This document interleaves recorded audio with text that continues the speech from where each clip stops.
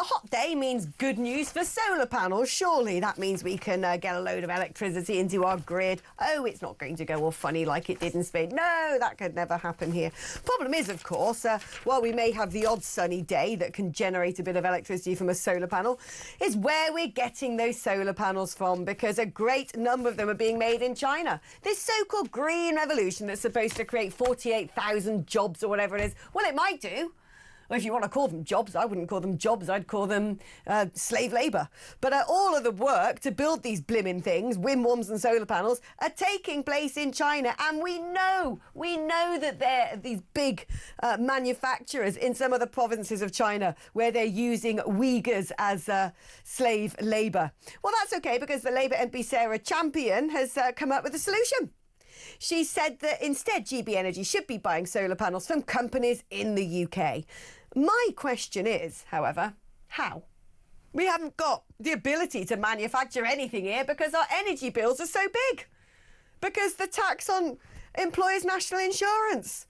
Because we haven't got access to the resources. We barely even have a steel industry. How are we supposed to be churning out solar panels en masse all of a sudden? Well, let's speak to Ross Clark, author of Not Zero, How an Irrational Target Will Impoverish You, Help China and Won't Even Save the Planet. This is the thing, Ross, isn't it? I mean, Beijing is loving this. They're getting a massive, giant charity cheque from us, quarter on quarter on quarter. They use slaves, build coal-fired power stations. They're fine. They've looked after their own needs. They control all the rare earth minerals, and they're just taking us for fools. But I don't see how we quite get out of this bind, because I don't think we can afford to manufacture solar panels ourselves in a way that the government coffers are going to stretch to be able to meet the cost. Yes, well, this is the problem. If you want to try to clean up Britain's energy industry by using solar energy, the solar panels almost certainly going to come from China, a large number of them. China manufactures 80% of the world's solar panels, and even those, the remaining 20%, which are made around the world, many of those use a raw material called polysilicon, which itself is made in China. And not just made in China, but it's made in these factories in the Uyghur region, where a report by Sheffield Hallam University 4 years ago sort of implicated the use of forced labour in the manufacture of those of that polysilicon. And I say that's, that is to be found in the supply chain to solar panel manufacturers all around the world. There is another problem, of course, which a lot of the Chinese-made solar panels are made with coal-powered energy, coal-powered electricity, which China still generates 60% of its electricity from coal, just about the dirtiest form of power. And but of course, when it comes to constructing, adding up Britain's carbon emissions, all that doesn't count on UK carbon emissions, because it counts on Chinese emissions. We own, for the purposes of the net zero target, we only count what are called territorial emissions, carbon emissions physically spewed out within Britain. So we might think we're cleaning up our electricity, but we're not quite doing it as much as... Well, yeah, this idea that CO2 sort of has its own little national boundaries in the Earth's atmosphere and goes, oh, well, I was produced by China, I better just hover around above China, it is absolutely mad. But I can't see any way that we can hit any sort of net zero target, even though I don't think we should, without using countries such as China, because how on earth are we supposed to start making this stuff in Britain? Yeah, I mean, I understand there are one or two small manufacturers of solar panels in Britain, but as you say, they're hampered by very high energy costs, high labour costs, and just like all other manufacturing industry, it costs very much more to make goods in Britain than it does in Southeast Asia. So, if we're going to try to stipulate that only UK solar panels may be used for the sort of GB energy and so on, well, it's going to cost a lot more, and we're already paying quite a lot for our power. I don't think consumers will take kindly to the idea of paying even more.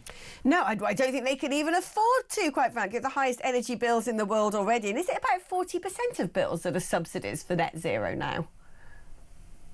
I not quite. No, it's a bit less than that. But yeah, there are the social and environmental costs do make quite a proportion of UK energy bills, electricity bills in particular, and a bit on the gas bills as well. Yes, there are sort of hidden subsidies, a lot of hidden subsidies. They're not, Ofgem very kindly used to break down our bills on its website, tell us exactly how much we were paying, and then mysteriously, a couple of years ago, that data sort of disappeared off the Ofgem website and made it How harder for curious. people to find out. And you have to wonder why didn't they want us to know But the that? other thing is, I read an interesting report into the nature of the wind farms in this country and the fact that big, entitled landowners have already got millions of pounds, are making millions more by having turbines put on their land, which we, the public, essentially are paying for. It's almost like a reverse Robin Hood. They're stealing from the poor to pay the rich.